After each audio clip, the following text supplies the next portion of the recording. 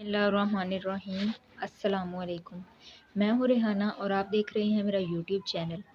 आज की इस वीडियो में मैं आपको बताऊंगी वर्ल्ड मोस्ट पीसफुल पेंटिंग। एक पेंटिंग के बारे में मैं आपको बताऊंगी। एक बार की बात है कि एक बहुत बड़ी आर्ट गैलरी ने एक कॉन्टेस्ट डिक्लेयर कराया। उसमें उन्होंने अनाउंस किया कि जो भी पेंटर सबसे अच्छी पेंटिंग बनाएगा उसको $10 मिलियन का इनाम मिलेगा। ये बात पूरी दुनिया में फैल गई और दुनिया से हज़ारों लोगों ने जो है अपनी पेंटिंग भेजी इस कॉन्टेस्ट में।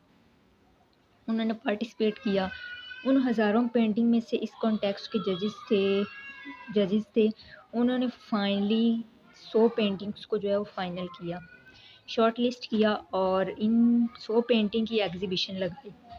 इस एग्जीबिशन में बहुत उन 100 पेंटर्स को तो बुलाया ही गया जिनकी वो पेंटिंग थी। उसके अलावा मीडिया वाले भी आए हुए थे और उनके साथ हज़ारों लोगों की भीड़ थी, क्योंकि प्राइज़ अमाउंट इतना बड़ा था कि सबको इंटरेस्ट था ये जानने का कि आखिर ये प्राइज़ जो है वो किसको मिलता है, किसकी पेंटिंग सबसे अच्छी होगी।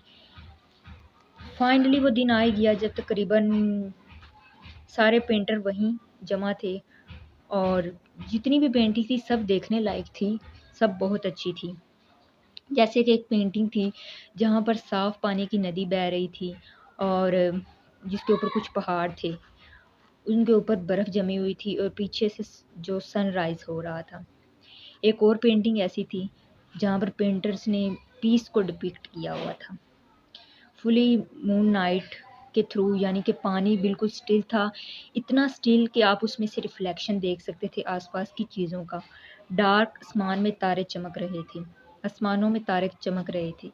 इसके अलावा एक पेंटिंग थी जिसमें सफ़ेद बादल थे, नीला आसमान था, हरी हरी घास थी, यानी कि इस पेंटिंग में भी वो भी पेंटिंग ऐसी ही थी और बाकी सारी पेंटिंग भी बहुत अच्छी थी। इसको देखकर दिल को सुकून मिलता। तो कंटेंट्स बहुत ही टफ था, लेकिन वो मोमेंट आ ही गया और एक पेंटिंग को उन सारी पेंटिंग में से सिलेक्ट कर लिया गया।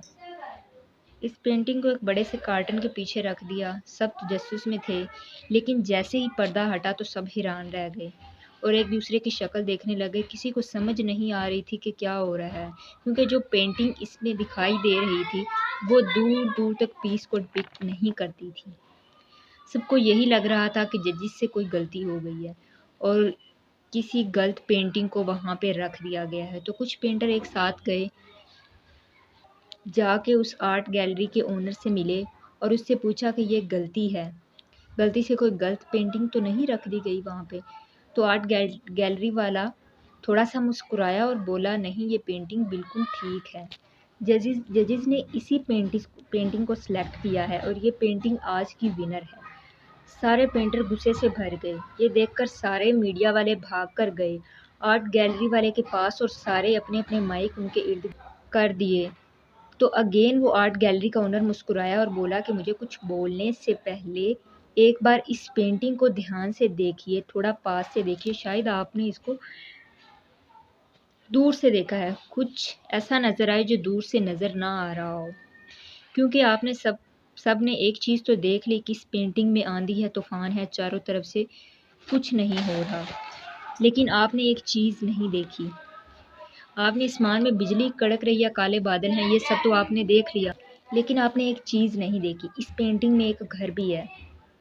इस घर में एक छोटी सी खिड़की है जहाँ पर एक आदमी खड़ा हुआ है। ध्यान से जाकर देखिए, वो जो आदमी खड़ा हुआ है और बाहर देख रहा है उस घर से, उसके चेहरे पे कोई डर नहीं है, बल्कि एक हल्की सी मुस्कान है, एक ठहराव है, एक सुकून है। और यही पीस का असल मतलब है, यानी कि पीस का असल मतलब अमन का ये नहीं कि हमारे बाहर सब कुछ पुरसकून है, पुरअमन है, तो फिर हम पुरअमन हैं, क्योंकि ये टेम्परेरी है।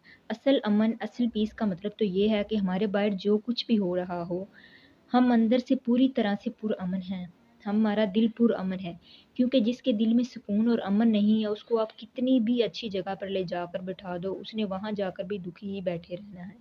जबकि दूसरी तरफ जिसके दिल में सुकून है, अमन है, उसके बाहर जो कुछ भी हो रहा हो, उसके इर्द गिर्द जो कुछ भी हो रहा हो, चाहे तूफान हो, हर चीज़ तहस नहस हो रही हो, लेकिन वो पुरअमन हो, अंदर से वो पुरअमन हो। यही है अमन और यही है सुकून का असल मतलब।